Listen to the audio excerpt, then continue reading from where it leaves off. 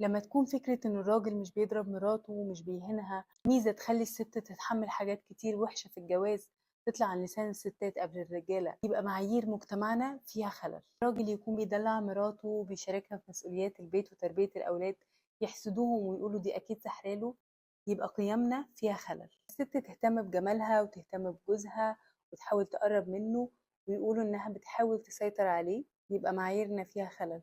شوف شخص متبني كلب أو قطة وبيهتم بيهم أو يعيط على كلبه أو قطته لو ماتوا نقول أصله فاضي وما عندوش مشاكل، يبقى إنسانيتنا فيها خلل. لما نشوف شاب مش بيلبس على الترند وبيتكلم ألف بنت وبيشتم وعربجي ونقول ده خايب ومش مدردح، يبقى أخلاقنا فيها خلل.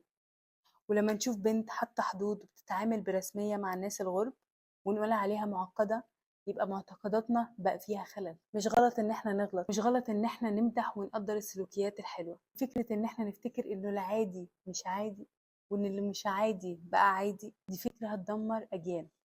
فكروا فيها.